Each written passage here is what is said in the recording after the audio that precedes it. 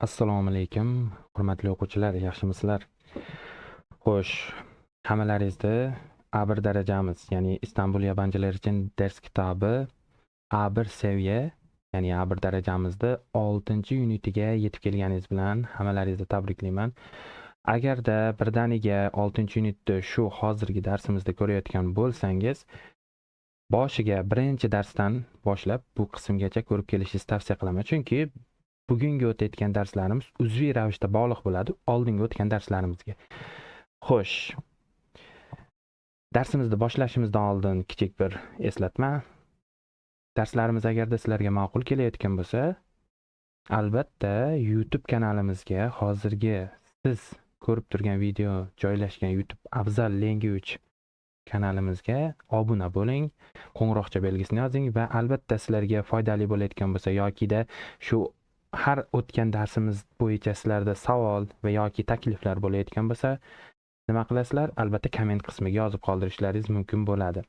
Bu bilan sizlar meni hozirgi boshlagan bu ishimni qo'llab-quvvatlashingiz mumkin. Ya'ni o'zingizga o'xshagan turk tilini o'rganuvchilar uchun bu videomizda, ya'ni video darsimizda ko'pchilikga yetib borishni ta'minlashingiz mumkin bo'ladi.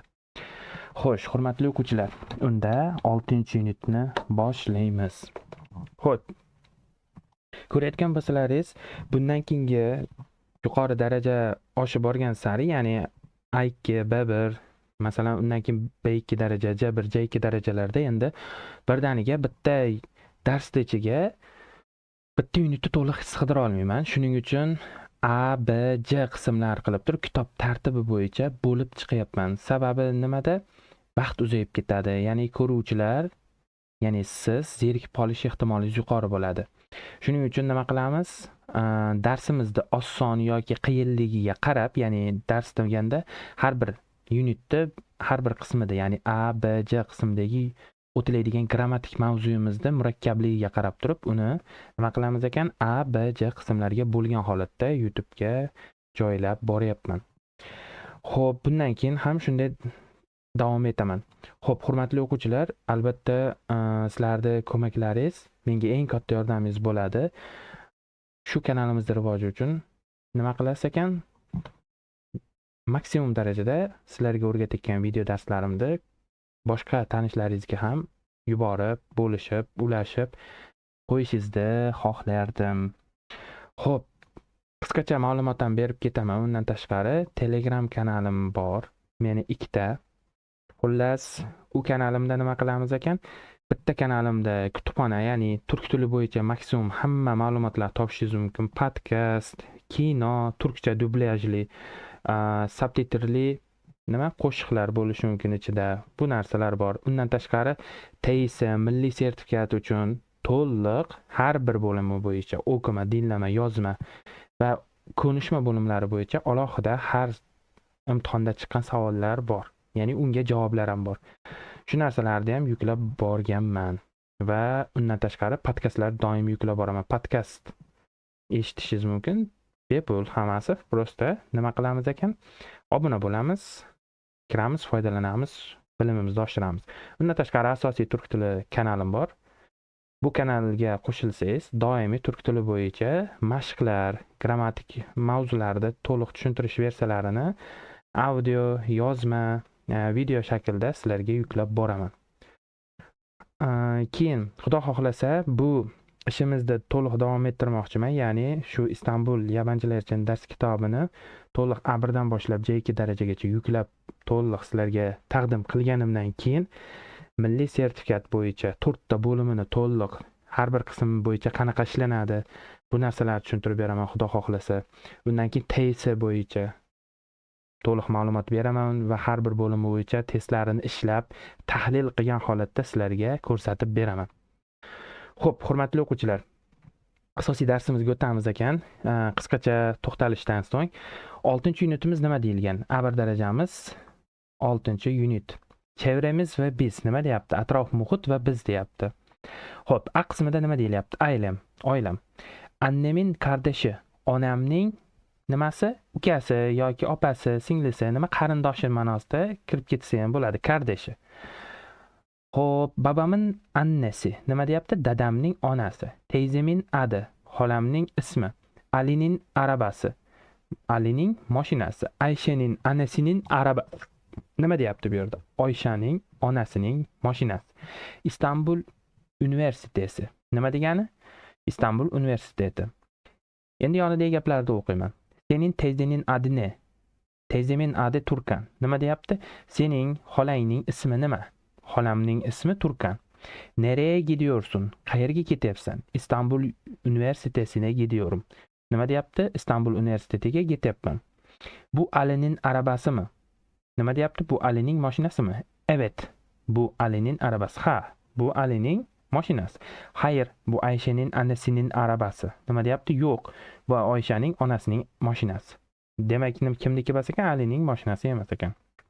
Xo'p, bu qismda qisqacha tushuntirib o'tganman. Ya'ni qanaqa dars o'tish jarayonimda sizlarga batafsil boshqa qismlarda tushuntirib o'tganman. Ya'ni butun unit nomini aytaman, oila, ya'ni A qismidagi nomini, tarjimasini, keyin qismlarda mana bu belgilab o'tilgan joylarda to'liq o'qib tarjima qilib beraman. Undan keyingi qismda birdaniga nima qilaman ekan? Grammatika qismiga to'liq o'tib ketaman. Tushunarli? Xo'p. Ketdi. Grammatika qismimiz 6A unit. Umuman 6-unit A qism. A bo'limi. Ism tamomlamalari nima degani? Ism tugallanishlari deyilyapti. Belirtili ism tamomlamas. Aniq ism, ya'ni ot tugallanishi, aniq ot tugallanishi deyilyapti. Xo'p, bu qismda nima qilamiz ekan? Bu qoidalarni to'liq maydalab tushuntirib o'tirmayman. Asosiy urg'usini berib qo'yaman. Nima bu o'zi aslida? Xo'p, qaranglar. Bu yerda ko'k harfda yozib qo'yilgan. Tamlayan, tamomlanan. Nima degani? Tugallangan qismlarda berib ketyapti bu joyda. Xo'p. O'zbek tilida bor. Birinchi otga, ya'ni birinchi otga ikkinchi ot tegishli bo'ladi. Ya'ni tegishlilik belgisi bo'ladi. Masalan, birinchi otga ning yoki nin qo'shimchasini qo'shishimiz mumkin. Mana bu yerda nni qo'yib qo'ygan qaranglar. Otning oxiri to'rtlik sxema bo'yicha tuslangan holatida nin, nin, nun yoki nun holatida yoki in, un yoki ingichka un holatida nima qilyapti? Qo'shilyapti otga. Bu nimani beradi? Ning yoki n qo'shimchamiz. Nima uchun ustoz bu yerda boshida kishilik nimani o'tganimizda kelishiklarda o'tgan paytimizda ning yoki n qo'shimchalarimiz boshqacha yozilardi. Misol uchun bunday yozilgan edi ustoz desangiz bo'ladi. Bu yerda ko'rsatib o'taman. Ya buni o'chirib turamiz. Mana bu joydan ko'rsatsam yaxshi ekan. Mana bu chiziqcha qo'yganimiz, mana chiziqcha qavs ichida y qavs berkitamiz va katta I harfi bilan. Eslab qolinglar, katta I harfi bor edi. Bu nimani berardi? N qo'shimchamizni berardi. Pastiga o'tamiz. Xuddi shu tartibda bo'lardi. Chiziqcha y chiziqcha umuman qavs demoqchiman. Katta I qo'yardim, katta A. Bu to'rtlik sxema. Bir eslab qolasizlar ham. Katta A'miz ikkilik sxema edi, katta A'miz to'rtlik sxema edi. Nima qilamiz? Mana bu narsa esa yin yoki in qo'shimchamiz nima ekan? Ning qo'shimchasi ekan. Bu yerda biz hozir ko'rayotganimiz hammasi ning qo'shimchamiz ekan. Hurmatli o'quvchilar, bu yerda ning. Nima uchun mana bu yerda y, mana bu yerda n bo'lyapti ustoz deydigan bo'lsangiz, men qaysi qismda o'rgatayotganimda, ya'ni mana bu y qo'shimchamiz borini o'rgatayotganimda nima qildim? N qo'shimchamizda. Xo'p, yoki gani tushuntirganimda men eslatib o'tib ketdim. Uchinchi shaxs birlik va ko'plikka nisbatan kelishiklarda oldiga da yoki dan bo'lgan bo'lsa n ortish holati bor dedim. Mana bunga o'xshagan ning, ni, ga qo'shimchamiz holatida y bo'lardi aslida, to'g'rimi? Ularning o'rnida y ning o'rnida n ortish holati bo'lib qolardi. Bu narsa nima? Qoida sifatida kiritilgan edi. Bu yerda birinchi otga to'rtlik sxema bo'yicha mana bu ning qo'shimchasi, mana bu yerdagi ning qo'shimchasi qo'shilgan holatini berib qo'ygan. Nima uchun qavs ichidagi n yoki umuman y yozilgan edi? Qavs ichida undosh holat bo'layotgan bo'lsa, o'zi qo'shiladigan qoidasi bo'yicha qaysi qo'shimcha bo'lsa, o'zini qo'shimcha holati bo'yicha nima qilinadi? so'z turkumi bo'ladi. Masalan, fe'lga qo'shilayotgan qo'shimchalar bor. Fe'l so'z turkumiga, ya'ni fe'l so'z turkumidagi so'zlarga, ya'ni fe'llarga qo'shilaydigan qo'shimchalar bor. Undagi holatda undosh bo'lishi mumkin qavs ichida yoki unli bo'lishi mumkin yoki otga qo'shilaydigan qo'shimchalar bor. Xuddi mana bu ninga o'xshab turib. Unda nima bo'ladi? Ot so'z turkumidagi so'zlarga tugalishiga qo'shilaydigan holatda ham qavs ichida undosh bo'lishi mumkin yoki unli. Unli bo'ladi, ikkita unli bo'ladi katta ehtimol bilan yoki katta A bo'ladi, katta E harfi bo'ladi. Kattamiz ikkilik sxema. Katta E'miz nima bo'ladi? To'rtlik sxema. Endi men yana ham batafsil tushuntirishga harakat qilaman. Nima qilamiz? Agar qo'shimchamizda tarkibida bosh qismida qavsni ichida undosh holati bo'lsa va qavs ichiga olingan bo'lsa, o'zi qo'shilaydigan so'z turkumidagi so'zning eng oxirgi qismi unli bilan tugagandagina chiqib keladi. Ya'ni qavslichi undosh bo'lsa, o'zi qo'shilaydigan so'zning oxirgi qismi unli bo'lgandagina chiqib keladi. Agar yo'q, qavsimizni ichida katta A u ham unli, ikkilik sxema, katta E bu to'rtlik sxema, u ham unli. U ikkalasi holati bo'lsa, ya'ni E yoki katta A bo'layotgan bo'lsa, u o'zi qo'shilaydigan so'z turkumidagi so'zga oxirgi qismi nima bo'lganda undosh bilan tugaganda qo'shiladi, ya'ni qavs ochiladi. Bu yerdagi nin qo'shimchamizda undosh holati bor ekan, bu otga qo'shilar ekan. Otga tegishli bo'lgan so'zlarimizda eng oxirgi qismi unli bo'lgandagina n chiqib keladi. Hurmatli o'quvchilar, oxirgisi n bo'lganda, mana masalan qavs ichida n turgani uchun bu undosh, o'zi qo'shiladigan so'z turkumi qaysi ekan? Ot so'z turkumi ekan, ot ekan. Otga tegishli bo'lgan so'zlarimizda eng oxirgi qism unli bo'lgandagina n chiqib keladi. Yo'q, endi otimizda eng oxirgi qismi nima bilan tugasa? Undosh bilan tugaydigan bo'lsa, endi birinchidagi qavs ichidagi n ishlatilmaydi. Unda nima bo'lib qoladi? Qaysi qismlar ishlatiladi? Faqat ma'betdagi n, to'rtlik sxema bo'yicha tuslangandagi n, in yoki qavs kirib ketib qolyapti, e'tibor bermang, bo'yashda bo'lyapti bu narsa. Yoki un yoki ingichka un holati ishlatiladi. Qachon ekan? Otimizga tegishli bo'lgan so'z turkumida, ya'ni otlarning oxirgi qismi undosh bilan tugaganda oxirida faqat to'rtlik sxema bo'yicha in, un yoki ingichka un qismi qo'shiladi. Bu nima edi o'zi? Ning qo'shimchamiz. Tushunarli? Endi tamomlanadigan holatimiz nima bu? Ikkita ot, bittasida ning qo'shilyapti, bittasida s qo'shimchamiz qo'shilyapti. Bu s qo'shimchamizda egalik qo'shimchasi iyelik eklari deb o'rgatilgan qismda, ya'ni 2J da o'tib berdim adashmasam. Shu qismda nima tushuntirib bergandim. Nima edi bu? Egalik qo'shimchalarini 3-shaxs birlikka nisbatan qo'shilayotgan holati s qo'shimchamiz edi. Bu nima edi? Mana bu joyga yozib beraman hozir. 3-shaxs birlik yoki ko'plikka nisbatan egalik qo'shimchalarida e yoki s qo'shimchamiz qo'shilar edi. Hurmatli o'quvchilar, mana bu yerga yozaman. Buni to'rtlik sxema bo'yicha tuslab qo'shib qo'yilgan, lekin asl ko'rinishi qanaqa bo'ladi? Chiziqcha qavs bo'ladi. S qavs berkiladi, katta E harfi. Bu nima ekan? To'rtlik sxema. Mana buni xuddi shu hozirgi yozganimda buni to'rtlik sxema bo'yicha, qoidasi bo'yicha tuslab qo'shib qo'yilgan. Ya'ni nima? To'rtta holatga ajratib qo'yilgan. Mana men sizlarga boshida aytgan qismim nima bo'lar ekan? S yoki suv bo'lish holati ham bo'lishi mumkin yoki e, i, u yoki ingichka u holati bo'lishi ham mumkin. Hozir birinchida tushuntirgan qoidam bunga ham tegishli. Qavsda ichida nima? Undosh, s undosh turibdi. Bu o'zi otga qo'shilayotgan qismmikin? Otga qo'shilar ekan. Otga tegishli so'zlar, ya'ni otlar deylik. Otlarimizda oxiri unli bilan tugaydigan holat uchungina mana bu birinchidagi s'lar chiqib keladi va to'rtlik sxema bo'yicha s, si, su, ingichka su holati bo'ladi. Yo'q, mana bu otimizda oxirgi qismi unli emas, endi undosh bilan tugaydigan bo'lsa, mana bu qismdagi e harfi, i harfi, u harfi yoki ingichka u harfi o'zi holati qoladi. Nima uchun desangiz, agar otimizda oxiri undosh bo'layotgan bo'lsa, s-ni chiqarayotgan bo'lsak, ikkita undosh bir paytda to'g'ri kelib qoladi. Tushunarli? Yoki oxiri unli bilan tugaydigan holat uchun mana bu s-ni chiqarmaydigan bo'lsak, ikkita unli bir paytda to'g'ri kelib qoladi. Bu narsa to'g'ri kelmaydi. Ya'ni qoidasi, grammatik qoida bo'yicha o'zlaring ikkita undosh birdaniga bog'lanayotgan holat yoki ikkita unli birdaniga bog'lanayotgan holatda unlilar bog'lanish uchun undosh talab qiladi. Undoshlar bog'lanish uchun o'rtasida unli talab qiladi. Ko'pincha bog'lovchilar asosiy so'zlarga, ya'ni ot bo'ladim, fe'l bo'ladim qo'shilayotgan momentda. Tushunarlilar? Endi bu qismni tushunib oldik. Nima ekan? Mana bu ikkinchi otimiz mana bu birinchi holatdagi tamomlagan degan holatdagi otga tegishliligini bildirayotgani uchun bu s, su yoki ingichka su qismlari qo'shilib kelyapti. Xo'p.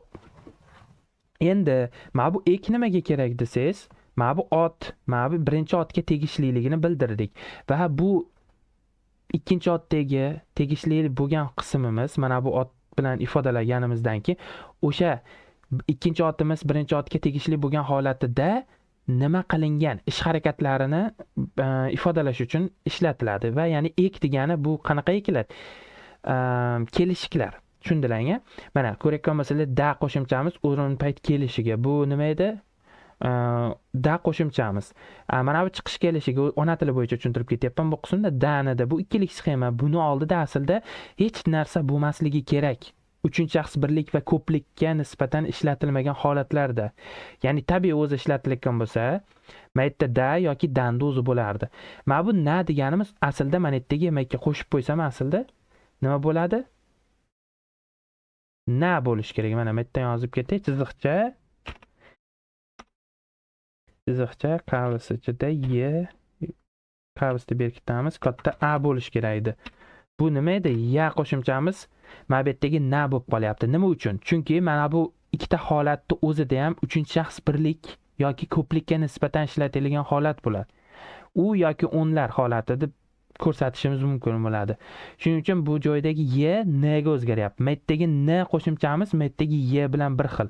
Faqatgina mana bu n ga o'zgarishi uchinchi shaxs birlik va ko'plikka o'zgargani uchungina bu yerdagi n'lar ortishi, dani yoki dani oldidagi. Mana bu na, ya'ni ga qo'shimchamiz n qo'shimchamiz. Bu yerdagi yen bo'lishi ham mumkin. Makka yozib ham qo'ysak bo'ladi. Buni davomiga bu yerda yozib qo'ymagan. Chiziqcha qavs ichida n, qavs ichida katta i, katta kichkina n. Mana bu qism ham bor. Mana buni davomida bu ham bor. Tushundingiz-a? Ga qo'shimchamizda, n qo'shimchamizda, ning qo'shimchamizda aslida yana qaytarib aytyapman. Uchinchi shaxs birlik va ko'plikka nisbatan holat bo'lmasa, mana bu y'lar ishlatiladi. Faqatgina n ga o'zgarayotgan holat da bilan dan orasida n ortishi yoki ga, n, ning oldidagi qismlarda y ni o'rniga n o'zgarib qolishi faqatgina uchinchi shaxs birlik va ko'plik holatidagina ishlatiladi. Tushunarli?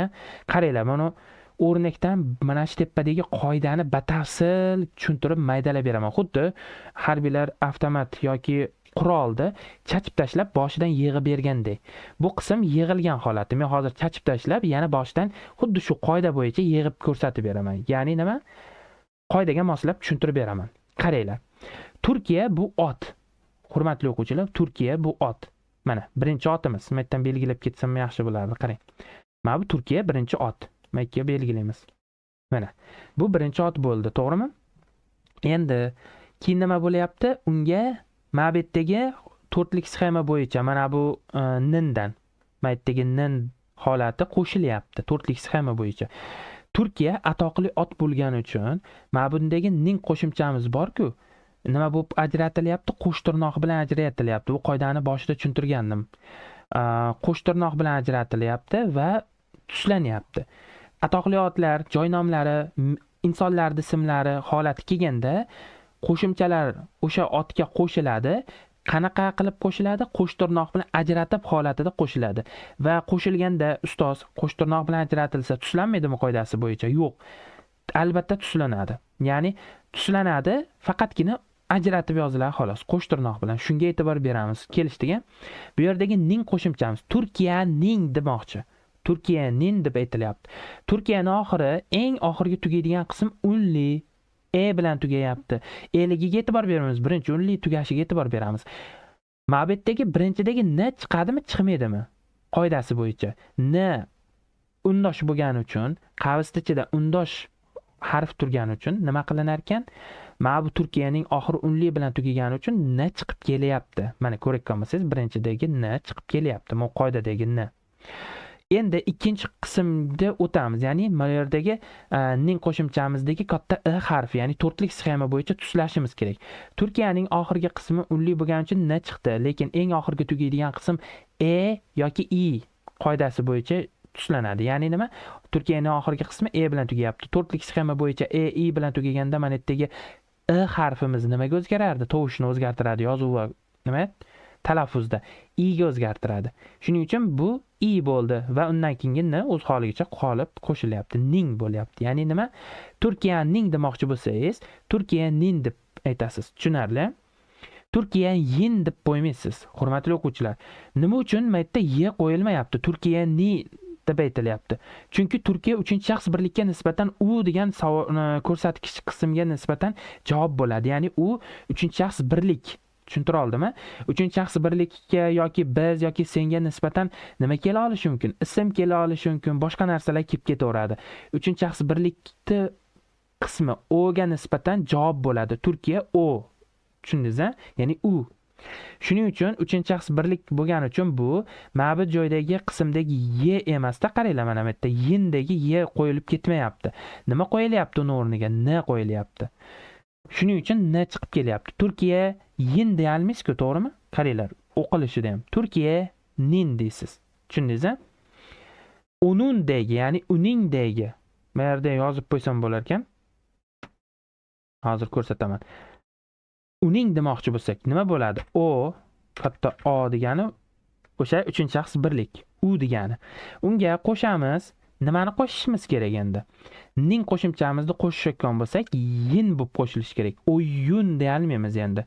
3-shaxs birlikka nisbatan yoki ko'plikka nisbatan y bo'lmaydi, n ortish holati bo'ladi. Nima qilinar ekan? Qavs ichida n chiqib keladimi? Bu qoidasi bo'yicha yozyapman, lekin hozir teng qilganimda nima qilaman? O'zgartirib tushuntirib beraman. Katta I, n. Undan keyin teng bo'ladi. Nima bo'lar ekan? O degani unli. Unli bo'lgandan keyin birinchidagi n chiqib keladi. Katta O ni yozamiz. Bu u degani. Unga n ni qo'shamiz. Ya'ni n chiqib kelyapti, to'g'rimi?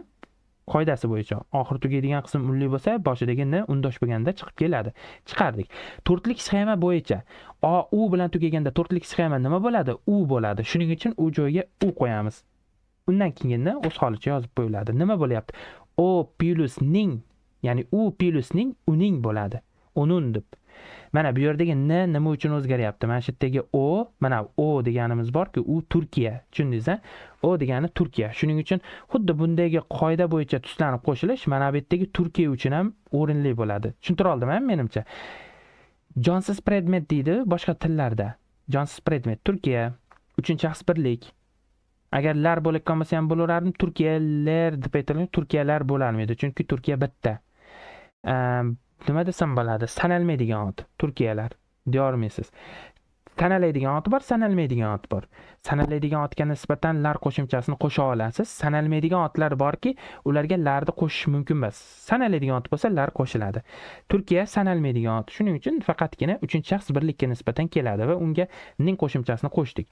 Mana tepadagi qoida bo'yicha birinchi qism tugallandi. Ya'ni ism o'rnida Turkiya kelyapti. Qoidasi bo'yicha qo'sh tirnoq ochilib qo'shilyapti. Ning qo'shimchamiz n chiqadimi yo'qmi? Buni hal qildik. Chiqar ekan. To'rtlik sxema bo'yicha in bo'lib qo'shilishini ham bildik. Ya'ni nin bo'lar ekan. Turkiya ning bo'ldi. Birinchi qism. Endi ikkinchi qismni ko'ramiz.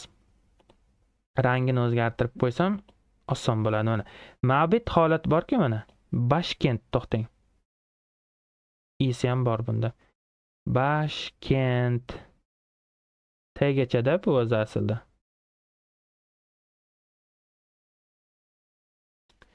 T bilan qo'shilib belgilanib ketyapti. Xullas, hurmatli o'quvchilar, Bashkentda mana T'si qo'shilmasdan i'ni ham qo'shib yuboryapti bo'yashimda. Aslida Bashkentda oxiri T bilan tugaydi. Tushundingiz-a? Bu qaysi ot? Bu tamomlanan qismi, ya'ni tugallangan holatidagi, ya'ni ot qismi. Mana bu ikkinchi otimiz. Endi unga bu tegishlilik. Bu ot, bu otga tegishli, qizildagi otga, bo'yab qo'ygan otimga tegishli. Uni bildirishim uchun, bunga tegishliligini bildirishim uchun unga mana bu yerdagi s qo'shimchamizda, mana bu yerdagi umumiy yozib qo'ygan s-imda qo'shishim kerak. Bashkentda oxiri undosh bilan tugayapti, to'g'rimi? Undosh bilan tugaganda mana bu qoida bor edi. S qachon chiqib kelardi? mana bu otimiz borku, o'zi qo'shiladigan otni oxirgi qismi unli bo'lgandagina chiqib keladi. Bashkentda oxiri undosh bilan tugayapti. Birinchidagi s chiqadimi? Albatta yo'q. Demak, s atmen, ya'ni bekor qilindi, chiqmaydi. Endi undan keyingi qismga qaraymiz. Bu to'rtlik sxema. To'rtlik sxema bo'yicha Bashkentga nisbatan uni tuslab qo'shishimiz kerak. Bashkentda oxiri undosh bilan tugasa ham, lekin eng oxirgi tugaydigan qismi nima u? To'g'rimi? Qismi. Bilan tugagani uchun bu to'rtlik sxema bo'yicha e bilan tugaganda u i bo'ladi. Nima bu qo'shilyapti shuning uchun? Bashkenti bo'lyapti. Mana o'zidan o'zbek tilidagi tarjimasini ko'ring. Turkiyaning poytaxti Anqaradir. Tushundingiz-a? Nima bo'lyapti? Bu poytaxt nimaga tegishli? Turkiyaga tegishli. Tushundingiz-a? Ikkinchi otimiz birinchi otga tegishliligini bildirayotgan gap hosil bo'ldi bu yerda. Bu yerdagi qism borki, bundan keyingi gapimiz nima? Muhim emas. Mana bu eklardan ustoz nimaga qo'shilmadi-ku deydigan bo'lsangiz, bu qismda gapda mana bu nima deganim? Kelishiklarda dan, da, ga, ning qo'shimchalari bu yerga gapga kerak emas. Ya'ni gapimiz bu kelishiklarsiz tuzildi. Shuning uchun qo'shilmadi. Masalan, buni tuzilgan holatida gap tuzib bera olasizmi ustoz? Albatta. Turkiyaning Bashkentida, ya'ni ko'ryapsizmi? Bashkentida demayapman. Bashkentinda deyapman. Nima bo'lyapti? Turkiyaning poytaxtida, mana Anqarani o'chirib tashlayman, nima? Geziyorum. Kezyapman. Turkiyaning Bashkentida geziyorum. Bu yerda mana shunaqa gap bilan yozib bersam bo'lar ekan. Bu yerda nima bo'lyapti? Endi kelishiklar ham rol o'ynayapti. Mana bu ikkinchi otimiz bunga tegishliligini bildirgan s qo'shimchasini tuslab qo'shib bo'lganimizdan keyin, undan keyin nimani har safar shu qism esimdan chiqib qolyapti. Nima bu qo'shimchalarimiz? Eslaymiz. Ning, negadan da qaratqich kelishiga. Umuman shu kelishiklarni qo'shgan holatda gap tuzib beraman sizlarga. Turkiyaning hurmatli o'quvchilar, bu turk tili alifbosida bo'lmagani uchun o'zgartirib olaman hozircha, ozgina vaqt olishi mumkin. Xo'p. Qarab turamiz. Turk tiliga o'tkazdik. Ana. Mana bu yerda o'chiraman, ingichka u qilamiz. Turk Turkiyaning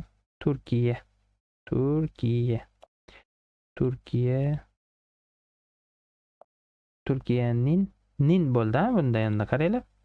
Turkiyaning Bashkenti, poytaxti degani Bashkent. Tushundingmi? Bashkenti buni atamiz Bashkenti.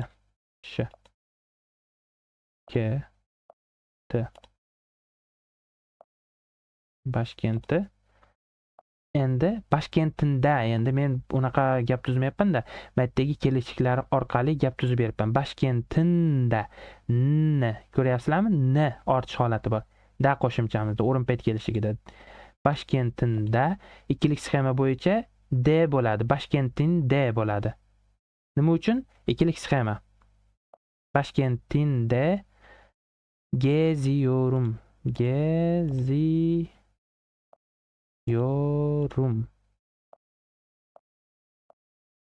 Endi bir joyda mana Bashkentdan degan joydan keyin probel tashlab ketishim kerak.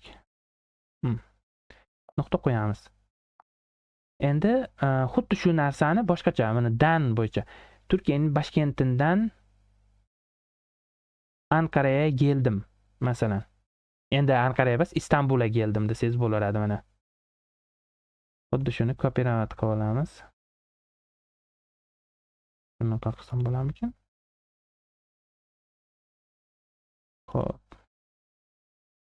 Men sizlarga nima qilib beraman? Mana bu kelishiklarda ham qanday qilinishini ko'rsatib berish uchun shu narsani qilyapman. Vaqt ko'proq ketadi, lekin sizlar tushunib olishlaringiz uchun. Xo'p.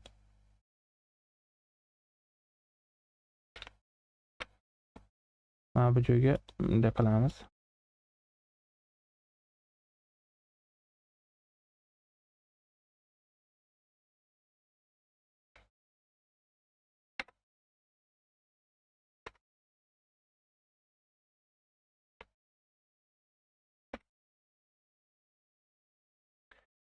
Hop, darsimiz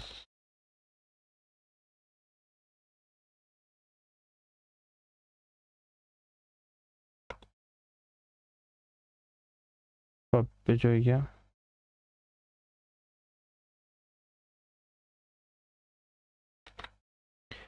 Bashkentindan geliyorum bo'ladi endi. Qarang. Bashkentindan İstanbul'a geliyorum deb yozib beraman. Geziyorum bas, geliyorum. Sizlarga ma'bitdagi dan o'rniga dan chiqish kelishigini foydalangan holatda qilib bermoqchiman. İstanbul nima edi? Boshqa nom bilan yoziladi. İstanbul'a matdagi geziyorumda gel qilib qo'ysam bo'ldi. Ana. İstanbul'a geliyorum. Tushundingiz endi. Ikkala holatda gap tuzib berdim. Turkiyaning Bashkentida geziyorum. Mana bu yerda Bashkentda Turkiyaga tegishli qismini yasab oldimda, undan keyin nida, ya'ni nida ikkili qism bo'yicha, ikkili sxema bo'yicha dani tuslab qo'shdim, geziyorum. Kezyapman. Turkiyaning Bashkentidan İstanbul'a geliyorum. Turkiyaning poytaxtidan İstanbulga kelyapman. Ya'ni Anqaradan degani bu. Tushundilaringiz endi. Qanday holatda men batafsil bu qismni tushuntirib berganimda. Bu belirtili ism tamomlamasi deyiladi. Aniq ot tugallanishi. Bu mavzuyimizda davomi bor, hurmatli o'quvchilar. Bu mavzuyimiz davomi nima ekan? Pastiga o'tamiz, tepasi bo'yicha qaranglar. Mana bu joy bo'yicha sizlarda savollar bo'ladigan bo'lsa, nima qilasizlar? Komment qismiga yozib qoldirasizlar yoki YouTube'dagi shu kanalimizda nima kanal haqida degan joyga o'tib qolsangiz nima bo'ladi? Linklar kelib chiqadi. Telegramdagi profilimda link bo'yicha joylab qo'yganman. Ustiga bosasiz, profilimga o'tasiz. O'zimga yozishingiz mumkin. Mana shu videoyingizda mana bu unitini mana bu qismida nima bor? Mana bu savolim bor edi, nima bo'lardi? Shuni yozib qoldirasizlar yoki-da batafsil turk tilini o'rganmoqchi bo'layotgan bo'lsangiz, individual va guruh shaklida darslarim bor. Bemalol yozilgan holatda shaxsan o'zimdan nima qilishingiz mumkin? Dars olib, milliy sertifikat bo'yicha yoki-da TS xalqaro sertifikati bo'yicha tayyorlanishingiz mumkin bo'ladi. Qisqa ma'lumotni yana berib o'tib ketaman. Nima? Hozir 26-mart 2026-yil bo'layotgan bo'lsa, nasib qilsa bu birinchi yarim yillik, ya'ni 2026-yil birinchi yarim yillik uchun milliy sertifikatni ham, TS'ni ham eng oxirgi imtihoni may oyida bo'lib o'tadi, hurmatli o'quvchilar. Hali ham vaqtingiz bor. Bemalol yozib, menga profilimga o'tgan holatda nima qilasiz ekan? Kurs deb yozib qoldirsangiz, men o'zingizga yozib qoldiraman ma'lumotni. Komment qismiga kurs deb yozsangiz, men sizga bog'lanaman. Unisi ham bo'laradi yoki-da YouTube kanalim bo'yicha profilimga o'tgan holatda, ya'ni shaxsiy lichkamga o'tgan holatda Telegram lichkamga menga yozsangiz, kurs deb yozib yuborsangiz, men sizga batafsil ma'lumot beraman. Nasib qilsa tayyorgarlik ko'rsataman, TS bo'yicha, milliy bo'yicha. Kelishdikmi? Xullas, hurmatli o'quvchilar, mana bu tepada tushuntirgan mavzuyim bo'yicha pastki qismdagi 4-mashqni bajarib qo'yasiz ekan. Ketdi. Belirsiz ism tamomlamasi. Aniq bo'lmagan ot tugallanishi. Noaniq ot tugallanishi deb tarjima qilsangiz ham bo'ladi. Bunda nima bor? Tepadagi bilan farqini ko'rib olsangiz, qarang, tepada birinchidan ning qo'shimchasi qo'shilgan edi otga. Endi pastda ning qo'shimchasi qo'shilmagan. Buni qolgan qismlari ham tepadagi bilan bir xil. Men tushuntirdim, buni tushuntirib bo'ldim, muammo yo'q. Buni ham tushuntirdim. Tepadagi bilan bittagina farqi mana shu birinchi otga ning qo'shimchasi qo'shilmagani. Nima uchun desangiz, mana bu joydagi ikkinchi qismdagi otimiz mana bu birinchi otga tegishli bo'lmaydi. Tushundingiz-a? Buni bitta gap o'rnakdagi, mana bu yerdagi bitta gap bilan tushuntirib beraman sizlarga. Qarang. Yeni bir güneş gözlüğü almak istiyorum. Yangi bir quyosh ko'zoynagi olish xohlayapman. Bu qism mana bu gap bilan, ya'ni belirsiz ism tamomlamasi, noaniq ot tugallanishi bo'yicha nima bir xil gap tuzilgan. Shu qoida bo'yicha. Güneş birinchi ot. Güneşga güneşning degan holatini aytmayapti. Güneşin demayapti. Qaranglar, o'zbekcha tarjimasi bo'yicha gapni tushuntirib aytaman. Qayerda mana mantiqan buzilish bo'lganini ko'rib olasizlar. Yangi bir quyoshning ko'zoynagini olishni xohlayapman.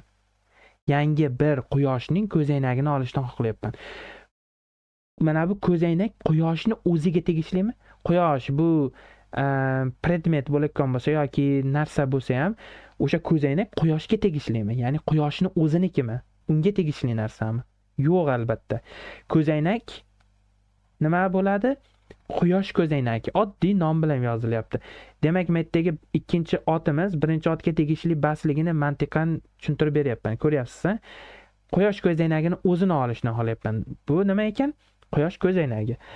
Yo'q, agar biz tepadagi belirtli ism tamomlanmasi qoidasi bo'yicha, ya'ni aniq ot tugallanishi bo'yicha yozayotgan bo'lsak, makka ning qo'shimcha qo'shishimiz kerak. Güneshin, quyoshning ko'zoynagini olishni xohlayapman bo'lib qoladi. Tushundingiz-a?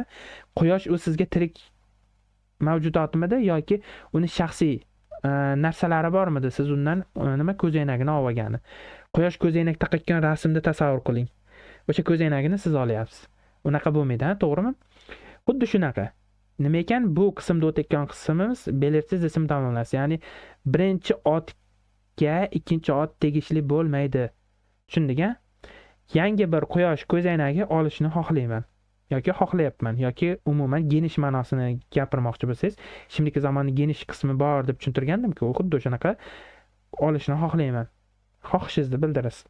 Buni qism muammo emas. Tushundik-a? Xo'p, ben Istanbul universitetida o'qiyyorum. Nima bo'lyapti? Men Istanbul universitetida o'qiyapman yoki o'qiyman genish ma'nosi kelsa. Bu yerda qarang, Istanbulning universitetida desangiz to'g'ri keladimi mantiqan? Istanbul bu qandaydir predmet, ya'ni jonli deb aytayotgan bo'lsak ham bo'laveradi. Unda o'sha Istanbulning universiteti bor. Tasavvur qiling. Istanbul degan shaxs bor, Istanbulni o'sha universiteti bor. To'g'ri kelmaydi. Istanbul bu shahar, bu jonsiz predmet, uni universiteti bo'lishi mumkin emas. Istanbul universiteti deb nomlanadi. Tushundingmi? Bu nima degani ekan? Noaniq ot tugallanishi. Kelishdikmi? Agar biz unga aniq ot tugallanishi qoidasi bo'yicha murojaat qilayotgan bo'lsak, nima bo'ladi unda? Istanbulun universitetida o'qiyyorum bo'ladi. Istanbulning universitetida o'qiyapman bo'ladi yoki o'qiyman. U mantiqan noto'g'ri. Kelishdik-a? Nima ekan bugungi hozirgi qismimiz belirsiz ism tamomlasi noaniq ot tugallanishda mana bu ikkinchi otimiz o tepadagi qoida bo'yicha mana bu otga tegishli bo'lmaydi bu qismda. Yuqoridagi qoida bilan buni farqi faqatgina shu joyda ajraladi. Mana bu kelishlar qo'shilishi boshqa narsalar yuqorida tushuntirganim bilan bir xil qolgani. Xo'p, qarang. Oxiri bo'yicha mana bu kelishlar qo'shilgan qoidasi bo'yicha yozilgan gapni tarjima qilib beraman. Qarang. O sinfda bilgisayar kursining o'yinchilari bor. Nima bo'ladi? Qarang. O sinfda, ya'ni u sinfda kompyuter bu ot, mana bu otga tegishli. Mana shuni o'chirib tashlaylik. Bo'yaldi, mana qarang. Mana bu ot, mana bu yerdagi ot, mana bu ot mana shu tepadagi ot bo'ladi. Ism birinchi otimiz. Kursu bu ana bu ikkinchi otimiz bo'ladi. Bu qizil qilib qo'ysam, sariq qilaylikchi. Mana bu ikkinchi otimiz. Mana yerda kurs degan holatimiz.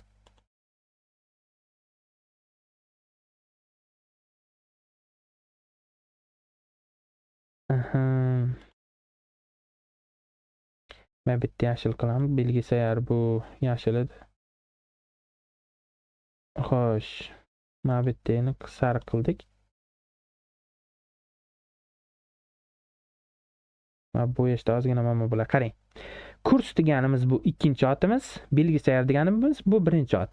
Birinchi ot, ikkinchi ot birinchi otga tegishli emas. Shuning uchun bu yerga ning qo'shilmadi. Kurs degan holatimizga kursda oxiri nima? S bilan tugayapti. Undosh, to'g'rimi?